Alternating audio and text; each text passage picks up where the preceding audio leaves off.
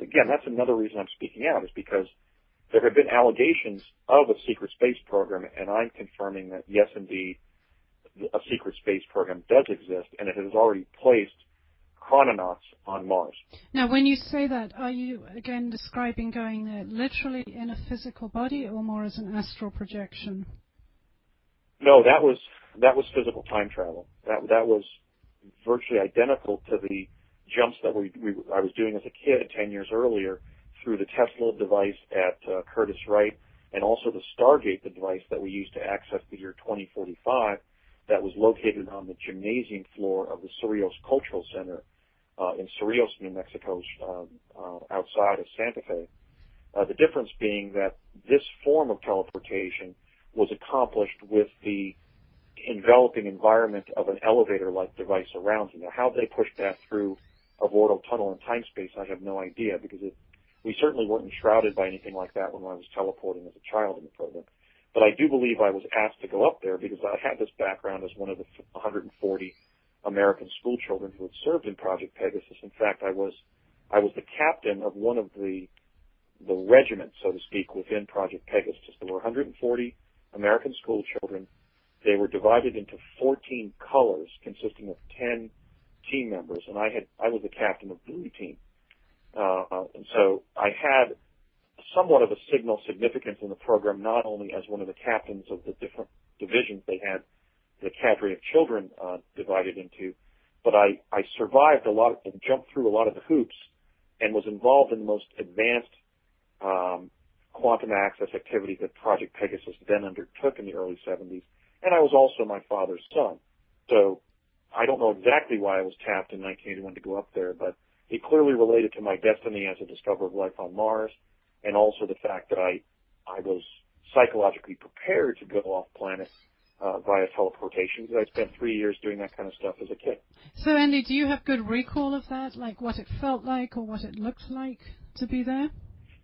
Well, you know, Emily, it's kind of funny. I mean, I've been practicing law for 12 years, but for 10 of those, I've been periodically researching what happened to me in Project Pegasus. I've done 3 major fact-finding trips to New Mexico that were highly successful. I've isolated counts of 12 insider whistleblower type informants, 10 of whom are still alive as far as I know.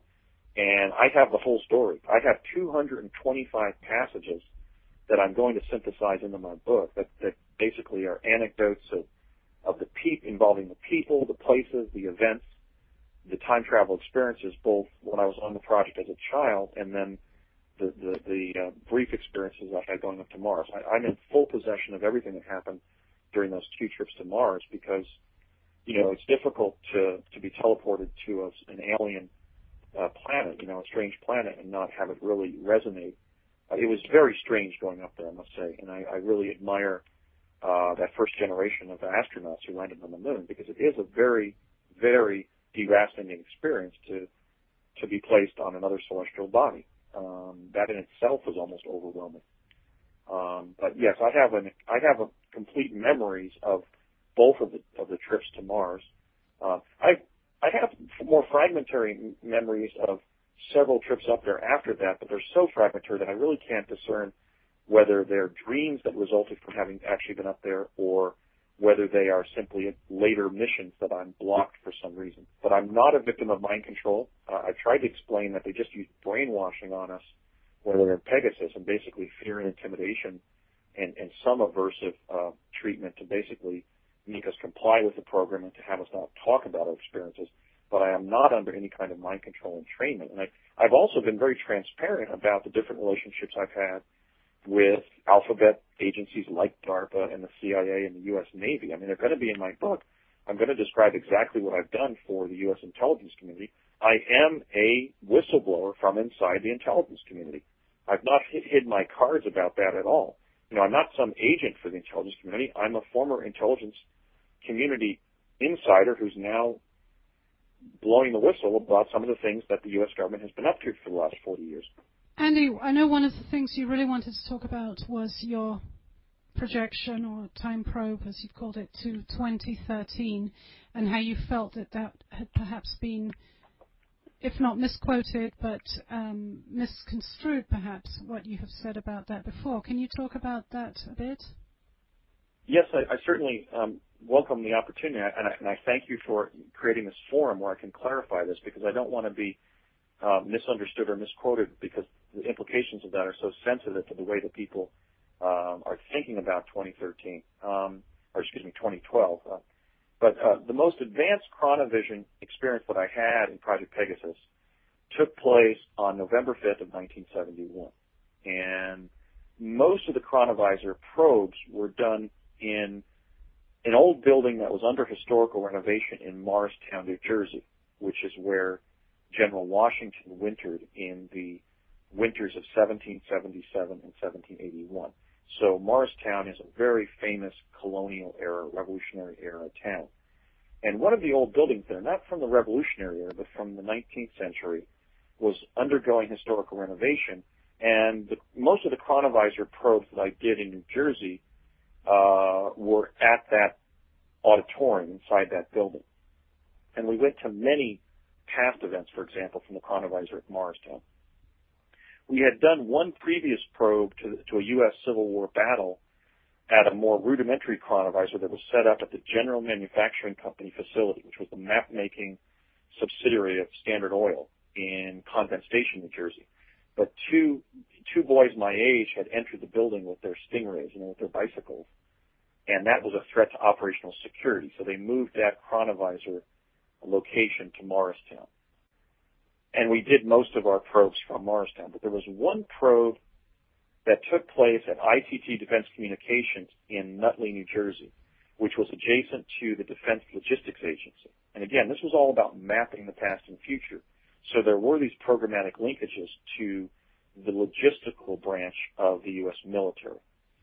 And in this particular probe, rather than having a couple technicians in the room, there were 40 or 50 people scrambling around the room. And rather than just standing on the stage in our street clothes, we were dressed in a crystal helmet and this spacesuit-like apparel and boots that had been sputter-coated with titanium to actually physically protect us from the brightness of the crystal array, the light in the ceiling that was going to be emitted, that would be so dense that it would allow for basically the future to be brought into the laboratory so that we could perceive what was going on inside that hologram. And in this particular probe, they counted down. We were actually chained to a post that was on the stage with a loop around our waist, because they were concerned that we might disappear and be pulled somewhere when this device was turned on.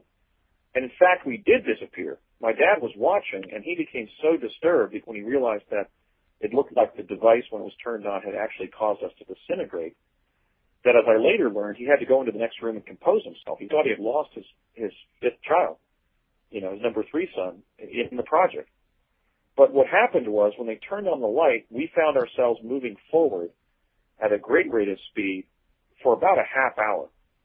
And we had been trained up at Curtiss-Wright that when we reached the limit of that projection into where the future was forming, we would feel 3 pulses, and we had been trained to look quickly to the left and right and remember and be able to describe what we had seen. Well, what I saw at the end of that technical remote viewing into the superluminal range where the future was forming was the U.S. Supreme Court building under about 100 feet of brackish water. It was almost as if they sent us through cloud after cloud of neon-colored, multicolored cosmic gas, stardust, as it were. And then we reached this limit point where you could see that it was the Supreme Court building, but it was like diving on a marine, archaeological ruin of after Washington, D.C. had been substantially flooded.